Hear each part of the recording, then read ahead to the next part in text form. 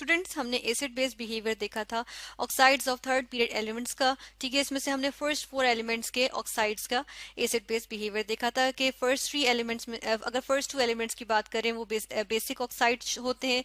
ठीक है, यानी कि बेसिक बिहेवियर शो करते हैं।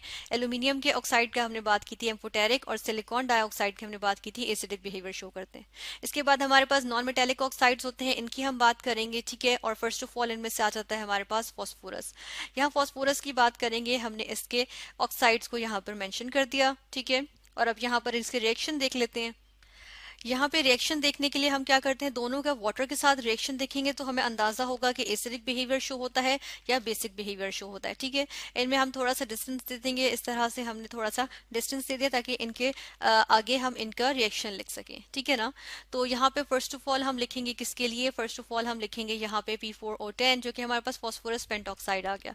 इसकी अगर हम यहाँ बात करें तो हम क्या करते हैं, हम वाटर के साथ रिएक्शन करवाएंगे इसका। ठीक है, H2O, और वाटर के साथ हम वाटर किस फॉर्म में लेंगे, वाटर हम यहाँ पर हॉट वाटर लेंगे। ठीक है, तो हम यहाँ पर लिख देते हैं कि वाटर को गर्म होना चाहिए। ठीक है, हॉट वाटर लेंगे और यहाँ पर हम रिएक्शन करवाएंगे तो हमारे पास यहाँ क्या रिजल्ट आता है, हमारे पास बन जाता है एसिड H3PO4। इसको हम कहते हैं, और इसको हम कहते हैं फॉस्फोरिक एसिड। ठीक है, ऑर्थोफॉस्फोरिक एसिड भी कहते हैं और फॉस्फोरिक एसिड भी कहते हैं। ठीक है, इसके नीचे चले हम लिख देते हैं फॉस्फोरिक एसिड। ठीक है, और यहाँ पर हम देख लेते हैं कि यहाँ पे इक्वेशन को देख लेते हैं कि ये बैलेंस्ड है कि नहीं है।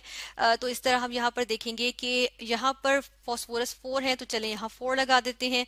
अब हमें हाइड्रोजन और ऑक्सीजन बैलेंस करने हैं, ऑक्सीजन यहाँ 10 है और यहाँ पर हमारे पास 11 है और यहाँ पर हमारे पास कितने 16, तो यहाँ पर 6 लगा देंगे तो ऑक्सीजन भी बैलेंस हो गए और हाइड्रोजन भी बैलेंस हो गए। ठीक है, अच्छा ये एक्वस फॉर्म में होता है क्योंकि जब ये वाटर में जाता है तो ये क्या देता है, ये 3 हमारे पास आ जाते हैं हाइड्रोजन आयंस और साथ हमारे पास आ जाते हैं यहाँ पे हम लिखेंगे फॉस्फेट आयन। ठीक है, यहाँ पे 3 नेगेटिव के साथ। ठीक है ना, इस तरह से ये आ जाते हैं। अब देखें जिस सोल्यूशन में हमारे पास हाइड्रोजन आयंस आ जाते हैं तो वो सोल्यूशन क्या होता है, एसिडिक होता है। ठीक है, तो ये हमारे पास एसिडिक आ गया। इसके बाद हम देख लेंगे फॉस्फोरस ट्राइऑक्साइड का रिएक्शन देख लेंगे, इसका भी वाटर के साथ ही रिएक्शन देखेंगे। ठीक है, चलें इसको हम यहाँ से कॉपी कर लेते हैं, लेकिन दिस टाइम हम देखेंगे कि ये रिएक्शन हमारे पास हो जाता है कोल्ड वाटर में। तो यहाँ पे हमें जरूरत नहीं है हॉट लिखने की, बल्कि हम यहाँ पर लिख देंगे कि वाटर की कंडीशन क्या होनी चाहिए, वाटर यहाँ पर कोल्ड फॉर्म में होना चाहिए। ठीक है, तो इसलिए हमने यहाँ लिख दिया कोल्ड। कोल्ड वाटर में भी रिएक्शन हो जाएगा और यहाँ देखते हैं हमारे पास क्या बनता है, हमारे पास बन जाता है फॉस्फोरस एसिड। ठीक है, H3PO3, दिस टाइम हमारे पास H3PO3 बना इंस्टेड ऑफ H3PO4। ठीक है, और यहाँ पर हम लिखेंगे एक्वस और इसके नीचे हम लिख देते हैं कि ये क्या है, फॉस्फोरस एसिड। ठीक है, ताकि हम डिस्टिंग्विश कर सकें इसलिए हम इनके नीचे इनके नाम मेंशन कर रहे हैं। इस तरह से हमने मेंशन कर दिया। ठीक है, इसमें भी ये होता है कि हमारे पास ये एक्वस फॉर्म में है तो सोल्यूशन में ये क्या देगा, ये हाइड्रोजन आयंस देगा, जिसकी वजह से हम कहते हैं कि हमारे पास क्या है, हमारे पास यहाँ पे एक एसिड बना है। ठीक है, तो इस तरह हमें पता चल गया कि फॉस्फोरस के जो ऑक्साइड्स हैं वो कौन से होते हैं, ये एसिडिक ऑक्साइड्स होते हैं। ठीक है, नेक्स्ट यहाँ पर हम बात कर लेंगे सल्फर की। सल्फर के ऑक्साइड्स ले आते हैं, यहाँ पे सल्फर के ये ऑक्साइड्स आ गए हमारे पास। ठीक है, इसमें हम देख लेते हैं कि हमारे पास फर्स्ट ऑफ ऑल है सल्फर ट्राइऑक्साइड एंड देन हमारे पास सल्फर डाइऑक्साइड है। ऐसा करते हैं, यहाँ पर हम सल्फर डाइऑक्साइड की को साइड पे कर देते हैं, सल्फर ट्राइऑक्साइड की फिलहाल बात करते हैं।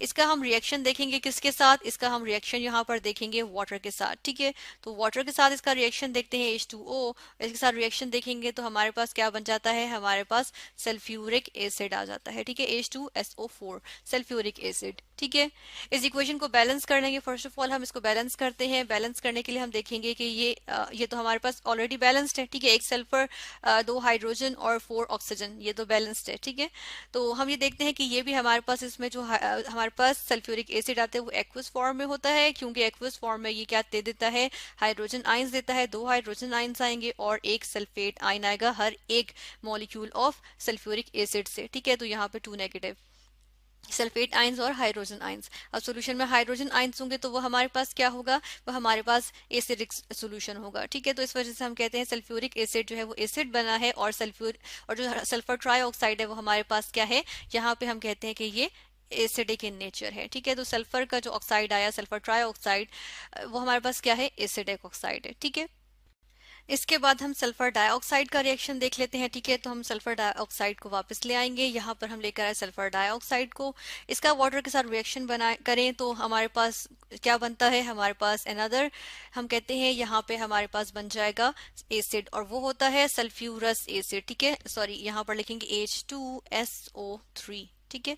इसको कहते हैं सल्फ्यूरस एसिड। तो ऐसा करते हैं, इन दोनों के आगे हम मेंशन कर देते हैं कि ये सल्फ्यूरिक एसिड है और ये सल्फ्यूरस एसिड है, और इस तरह से हमने मेंशन कर दिया, ठीक है। अब देखें जो हाई ऑक्सीडेशन स्टेट है सल्फर की, जिसमें यहाँ पर हम देख रहे हैं कि हाई ऑक्सीडेशन स्टेट है, क्योंकि ऑक्सीजन यहाँ -2 × 3 -6 ऑक्सीडेशन स्टेट में, और सल्फर +6 में, जबकि नीचे वाले सल्फर डाइऑक्साइड में यहाँ पे ऑक्सीजन -4 में है ओवरऑल और सल्फर +4 में, ठीक है। तो हाई ऑक्सीडेशन स्टेट हुई +6, तो हाई ऑक्सीडेशन स्टेट पे क्या बन रहा है, सल्फ्यूरिक एसिड बन रहा है, ठीक है। इस तरह से हमें पता चल गया कि सल्फर का ऑक्साइड, सल्फर के दोनों ऑक्साइड्स क्या हैं, हमारे पास एसिडिक इन नेचर हैं, ठीक है। तो इस तरह से हमने देखा था, क्योंकि ये नॉन मेटेलिक ऑक्साइड्स और जनरली नॉन मेटेलिक ऑक्साइड्स हमारे पास क्या होते हैं, हमारे पास एसिडिक इन नेचर होते हैं, ठीक है। इसके बाद हम बात कर लेते हैं क्लोरीन के ऑक्साइड्स की, ठीक है। यहाँ पर हम ले आते हैं क्लोरीन के ऑक्साइड्स, ठीक है, और हम थोड़ा सा और नीचे आ जाते हैं, हम यहाँ पर सिर्फ क्लोरीन के ऑक्साइड्स की बात करेंगे, ठीक है। ये क्लोरीन के ऑक्साइड्स आ गए, इनको ऐसे करते हैं कि हम थोड़ा सा स्पेस देके लिखते हैं ताकि हम इनको डिस्कस कर सकें। क्लोरीन के ऑक्साइड्स में से फर्स्ट ऑफ ऑल जब हम बात करें डाइक्लोरीन हेप्टॉक्साइड की, तो इसमें हम देखते हैं कि अगर इसका वाटर के साथ रिएक्शन करवाएं, यहाँ पे हमने वाटर लिखा, ठीक है, और वाटर के साथ हम इसका रिएक्शन करवा रहे हैं, तो हमारे पास क्या आ जाता है, यहाँ पर हमारे पास आ जाता है HClO4, ठीक है। इसे कहते हैं हाइड्रोजन पर क्लोरेट, ठीक है, या इसको कहते हैं पर क्लोरिक एसिड, ठीक है। और ये हमारे पास आ जाता है एक्वस फॉर्म में, यानी कि हाइड्रोजन आइंस देगा, ठीक है, और दूसरे क्लोरेट आइंस आते हैं। ये हमारे पास इंतहाई स्ट्रॉन्ग एसिड होता है, ठीक है। और हमें पता चल गया कि जो हमारे पास डाइक्लोरीन हेप्टॉक्साइड है, ये क्या है, ये बेसिकली हमारे पास एक एसिडिक ऑक्साइड है, ठीक है। और इस इक्वेशन को हम साथ के साथ बैलेंस भी कर लेंगे। यहाँ पर हम देखते हैं कि हम इसको किस तरह बैलेंस करेंगे। यहाँ पर टोटल 8 यहाँ पर टोटल हमारे पास 8 ऑक्सीजन है, ठीक है, और क्लोरीन कितने हैं, 2। तो यहाँ पर अगर हम 2 लगा दें तो 2 × 4 8 ऑक्सीजन हो गए, 2 क्लोरीन हो गए, 2 हाइड्रोजन हो गए, ठीक है। ये इक्वेशन इस तरह से हमारे पास बैलेंस हो गई, ठीक है ना। और हम नेक्स्ट वन देख लेते हैं कि इसका यहाँ पर क्या रिएक्शन होगा। इसका अगर वाटर के साथ रिएक्शन करवाएं, जिस तरह से यहाँ पर हम लिख देते हैं H2O, ठीक है, डाइक्लोरीन मोनोऑक्साइड कहते हैं, डाइक्लोरीन ऑक्साइड कहते हैं। इसका वाटर के साथ रिएक्शन करवाएं स्टैंडर्ड कंडीशंस पे, ठीक है, नॉर्मल कंडीशंस पे हम इसका रिएक्शन करवा देते हैं वाटर के साथ, और हमारे पास यहाँ पर बनता है HClO, ठीक है, हाइपोक्लोरस एसिड बनता है। ये पर क्लोरिक एसिड था और ये हाइपोक्लोरस एसिड था। चले डिस्टिंग्विश करने के लिए हम इनके आगे इनके नाम लिख देते हैं, इनके नीचे इनके नाम लिख देते हैं। ये हमने इनके नीचे इनके नाम लिख दिए, ठीक है। फर्स्ट ऑफ ऑल इक्वेशन को बैलेंस करते हैं, फिर इस पे हम इसकी थोड़ी सी डिटेल देखेंगे कि यहाँ पर एक इसको बैलेंस करने के लिए हम देख रहे हैं कि सब कुछ यहाँ पे 2 है, ठीक है, 2 क्लोरीन, 2 ऑक्सीजन, 2 हाइड्रोजन, तो चले यहाँ पर 2 लगा देते हैं, ठीक है। इस तरह से हमने 2 लगा दिया। बेसिकली ये एक बहुत वीक एसिड होता है, जिस तरह हमने पर क्लोरिक एसिड को देखा कि वो बहुत स्ट्रॉन्ग एसिड है, लेकिन ये जो है वो बहुत वीक एसिड होता है, इसलिए ये रिएक्शन हो तो जाता है, लेकिन हम देखते हैं कि हमारे पास इनमें से कोई प्रोडक्ट कंप्लीट नहीं बनती, बल्कि यहाँ पर हमारे पास हाइपोक्लोरस एसिड कंप्लीट नहीं बनता, बल्कि हमारे पास रिएक्शन जो है वो रिवर्सिबल रहता है, ठीक है, यानी दोनों जानिब रिएक्शन रहता है और हमारे पास इनमें से कोई सी प्रोडक्ट नहीं हमारे पास नहीं आती, ठीक है। अगर इसको एज अ प्रोडक्ट लें तो ये पार्ट भी हमारे पास कंप्लीट नहीं होता और ये भी कंप्लीट नहीं होता, ठीक है। तो यानी कि ये भी सारा यूटिलाइज नहीं हो रहा, ठीक है, और ये भी जो है वो कंप्लीटली फॉर्म नहीं हो रहा, ठीक है ना। तो इस तरह ये रिवर्सिबल रिएक्शन आ गया। तो यानी कि दोनों जानिब ये रिएक्शन फॉरवर्ड और बैकवर्ड दोनों जानिब ये मूव करता रहेगा रिएक्शन, ठीक है। इस तरह से हमने क्या किया, हमने क्लोरीन के यहाँ पर ऑक्साइड्स देखे और हमें ये भी अंदाजा हो गया कि क्लोरीन के ऑक्साइड्स भी क्या है, डेफिनेटली एसिडिक इन नेचर है, ठीक है। इस तरह से हमने क्या किया कि हमने क्लोरीन के, हमने सल्फर के और फास्फोरस के ऑक्साइड्स देखे, जो कि हमें यहाँ पे हमने देखा कि ये मॉलिक्यूलर फॉर्म में ये नॉन मेटल्स हैं और इनके ऑक्साइड्स नॉन मेटेलिक ऑक्साइड्स हैं और ये मॉलिक्यूलर फॉर्म में एग्जिस्ट करते हैं। और जब हमने यहाँ पे इनके वाटर के साथ रिएक्शंस देखे तो हमें अंदाजा हुआ कि ये एसिडिक ऑक्साइड्स हैं,